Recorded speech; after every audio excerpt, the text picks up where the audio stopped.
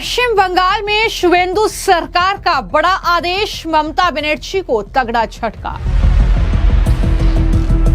मुख्य सचिव मनोज अग्रवाल का आदेश, ममता सरकार में मंजूर नहीं किए गए वसूली टोल होंगे बंद। शुवेंदु सरकार में अब कर्मचारियों की नहीं चलेगी मनमर्जी। सभी कर्मचारियों के लिए ऑफिस आने और जाने का समय हुआ तय। पश्चिम बंगाल से बड़ी खबर है। पश्चिम बंगाल में बीजेपी की सरकार बनते ही मुख्यमंत्री शुवेंदु अधिकारी ताबड़तोड़ फैसले ले रहे हैं। ममता बनर्जी ने उनकी सरकार में जो फैसले लिए थे उन्हें पलटा जा रहा है। कर्मचारी जो दफ्तर में लेट लतीफी से पहुंच रहे थे, अब उनकी खैर नहीं है। और बड़ी खबर यह है कि पश्चिम बंगाल के मुख्य सचिव मनोज अग्रवाल ने पश्चिम बंगाल में ममता बनर्जी की सरकार में जो टोल मंजूर नहीं किए गए थे लेकिन वो चल रहे थे, और ड्रॉप गेट, बैरिकेड, ऐसी सभी संरचनाओं को बंद करने का आदेश दे दिया है। यानी जो वसूली टोल पर चल रही थी वो अब पूरी तरीके से खत्म होगी। ये आदेश जो है वो शुवेंदु सरकार की तरफ से दे दिया गया है। हमने आपको तभी तस्वीर दिखाई थी जब पश्चिम बंगाल में बीजेपी की सरकार बनी। उसके अगले ही दिन हमने दिखाया कि किस तरीके से जो पश्चिम बंगाल में अलग अलग जगहों पर वसूली होती थी, जो बाहर से ट्रक आते थे, जो वाहन आते थे, उनसे दरअसल धड़ल्ले से ये वसूली पश्चिम बंगाल में ममता बनर्जी की सरकार में चल रही थी। लेकिन वो वसूली उसी दिन तुरंत बंद हो गई और अब इन टोल गेट, ड्रॉप गेट और बैरिकेड जैसी संरचनाएं जो बना रखी हैं, जहां से अवैध तरीके से पैसे वसूले जा रहे थे ममता बनर्जी की सरकार में, उन सारी संरचनाओं को बंद करने का फैसला अब शुवेंदु सरकार ने कर लिया है। सिर्फ इतना ही नहीं, पश्चिम बंगाल में जो सरकारी दफ्तर हैं उसमें आने वाले कर्मचारियों को भी अब वक्त पर दफ्तर पहुंचना होगा। ये आदेश भी उनकी तरफ से जारी कर दिया गया है। यानी किसी भी तरह की लेट लतीफी जो है वो ऑफिस में नहीं चलेगी, ये साफ कर दिया है। तो इस तरीके से लगातार सीएम शुवेंदु अधिकारी सख्त लहजे में, सख्त तेवर अपनाते हुए नजर आ रहे हैं। पश्चिम बंगाल में जो चीजें कहीं ना कहीं खराब थी एक तरीके से, उन्हें दुरुस्त करने की कोशिश लगातार मुख्यमंत्री शुवेंदु अधिकारी के जरिए की जा रही है। बंगाल के सरकारी ऑफिसों में मनमर्जी से आने और जाने के दिन अब चले गए हैं। जो भी लेट आएगा उन पर एक्शन होगा, कार्रवाई होगी।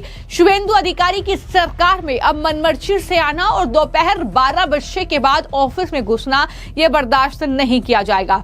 इसको लेकर राज्य सरकार ने सख्त निर्देश जारी किए। इसमें राज्य सरकार के न्यायिक विभाग के सभी कर्मचारियों के लिए ऑफिस आने और जाने का समय जरूरी कर दिया गया है। हालांकि तकनीकी रूप से पहले भी ऐसे समय निर्धारित थे, लेकिन लगातार ये कहा गया कि दिशा निर्देशों का पालन नहीं किया गया। लेकिन अब नए दिशा निर्देशों को जारी करने का मतलब साफ है कि इस बार नियमों को सख्ती से लागू किया जाएगा। ऐसी भी खबरें हैं कि इस नियम को धीरे धीरे अन्य सरकारी विभागों में भी बढ़ाया जा सकता है। यह भी बड़ी जानकारी सामने आई है। यानी सबसे पहले ये न्यायिक विभाग में इसे लागू किया गया है। अब जान लीजिए कि आखिर वो सरकारी आदेश क्या है। बता दें कि राइटर्स बिल्डिंग में तैनात न्यायिक विभाग के सभी कर्मचारियों के लिए एक निर्देश जारी किया गया है। इसमें साफ तौर पर कहा गया है कि सुबह 10:15 तक ऑफिस पहुंच जाना है और किसी को भी शाम 5:15 से पहले ऑफिस छोड़ने की परमिशन नहीं है। आधिकारिक अधिसूचना में आगे स्पष्ट किया गया है कि ये निर्देश ये सुनिश्चित करने के लिए जारी किया गया है कि सरकार से जुड़े सभी काम कुशलतापूर्वक और निर्धारित समय सीमा के भीतर पूरा किया जा सके। तो इस वजह से ये फैसला लिया गया है। बता दें कि ये बात तब सामने आई है कि ऑफिस के लिए निर्धारित समय होने के बावजूद अब तक उपस्थिति के केस में सख्ती की साफ कमी थी। काफी समय से इस मुद्दे को लेकर अलग अलग विभागों से शिकायतें आ रही थी। वहां पर लोगों ने आरोप लगाया कि कर्मचारी जब मन करता है ऑफिस आते हैं, जब मर्जी चले जाते हैं। ऐसे में जो शिकायतें रहती हैं वो नहीं सुनी जाती है। कुछ लोगों का गैर जिम्मेदाराना रवैया अक्सर पूरे कार्यबल की प्रतिष्ठा को धूमिल कर देता है। और जैसा कि यह फैसला लिया गया है तो शुभेंदु सरकार साफ तौर पर यह संदेश देना चाहती है कि किसी भी तरीके की अनियमितता बर्दाश्त नहीं की जाएगी। फिलहाल यह पहल न्यायिक विभाग से शुरू की गई है, लेकिन खबर यह है कि आने वाले वक्त में हर एक विभाग में ऐसा किया जाएगा ताकि लोगों की समस्याओं को सुना जा सके। लोग जो है ये महसूस कर पाए कि पश्चिम बंगाल में वाकई सत्ता परिवर्तन हुआ है। शुभेंदु अधिकारी ने इस आदर्श वाक्य को बढ़ावा दिया कि मैं नहीं बल्कि हम। अब मुख्य चुनौती सरकारी ऑफिस के भीतर एक मजबूत कार्य संस्कृति को बहाल करना है। कई पर्यवेक्षकों का मानना है कि मौजूदा पहल ठीक उसी लक्ष्य को हासिल करने की एक कोशिश है, एक शुरुआत है, ये कहीं ना कहीं माना जा रहा है। तो कुल मिलाकर ये एक बड़ी चुनौती शुभेंदु अधिकारी के सामने रहेगी कि कैसे व्यवस्था दुरुस्त की जाए, कैसे जो चीजें भ्रष्टाचार, जो कटमनी और इस तरीके की भेंट चढ़ रही थी उन्हें बेहतर किया जाए और उसे बेहतर करने के लिए वो क्या क्या कदम उठाएंगे, ये कहीं ना कहीं अब देखना होगा। फिलहाल आपकी इस खबर को लेकर क्या राय है हमें कमेंट बॉक्स में जरूर लिखें। धन्यवाद। देखिए, निश्चित रूप से पहली पड़ाव यही होगा कि जितने भी केंद्रीय प्रकल्प जो है, चाहे वो खेलो इंडिया स्कीम हो, चाहे वो साइका स्कीम हो, चाहे जितना भी स्कीम हो, अत्यंत द्रुतता के साथ यहाँ पर वो सभी प्रकल्प को इम्प्लीमेंटेशन किया जाए ताकि पश्चिम बंगाल का यूथ, पश्चिम बंगाल का युवा और पश्चिम बंगाल का जो खेल प्रतिभा है उनको एक बेसिक प्लेटफॉर्म मिले। और उसके साथ साथ जितने भी खेल इंफ्रास्ट्रक्चर है उसको डेवलप करना, हर एक जिले में खेल प्रतिभाओं को ढूंढना और उन लोगों को आगे के लिए तैयार करना। और सबसे बड़ा टारगेट जो है हम लोगों का, एक खेल मंत्रालय या एक स्टेट का ही टारगेट होता है। Ultimately end of the day कितने मेडल हम लोग अचीव किया उसके ऊपर वो काउंटिंग किया जाता है। तो निश्चित रूप से मेडल अचीवमेंट भी हम लोगों का बहुत बड़ा लक्ष्य रहेगा। नेशनल लेवल पर और इंटरनेशनल लेवल पर कितना मेडल हम अचीव कर पाए, ये लक्ष्य भी हम लोगों का रहेगा। देखा जा रहा है कि बंगाल में बहुत सारे डिस्ट्रिक्ट्स में बहुत सारे नेशनल प्लेयर है विभिन्न इवेंटों का, जो लोग को अभी तक कोई नौकरी नहीं मिला है मेडल होल्डर होने के बावजूद भी, क्या उन सब फाइल या उन सब कैंडिडेट को नौकरी देने का कोई चिंता आगे का दिन में? देखिए, स्टेट की पहले जो इन लोगों का जो नीति था वो भी हम लोग देखेंगे और उसके साथ साथ निश्चित रूप से जो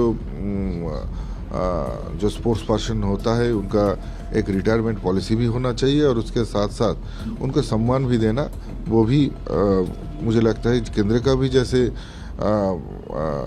रिस्पॉन्सिबिलिटी है वैसे ही स्टेट का भी रिस्पॉन्सिबिलिटी है।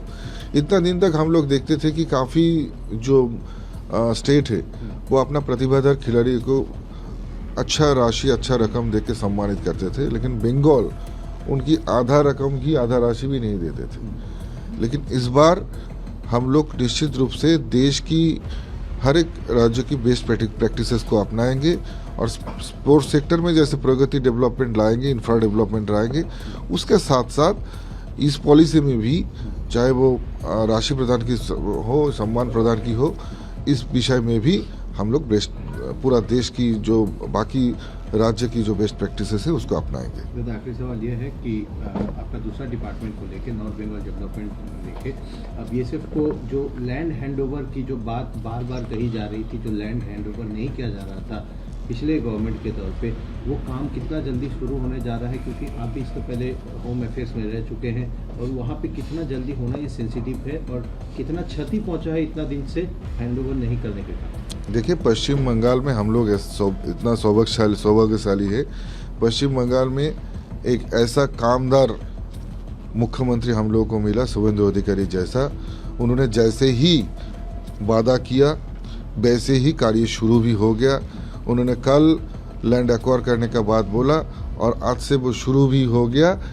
केंद्र को हस्तांतर का कार्य अगले काल से शुरू हो जाएगा और 45 डेज के अंदर पूरे के पूरे 450 किलोमीटर जो एरिया है उसमें फेंसिंग भी लग जाएगा। Thank you.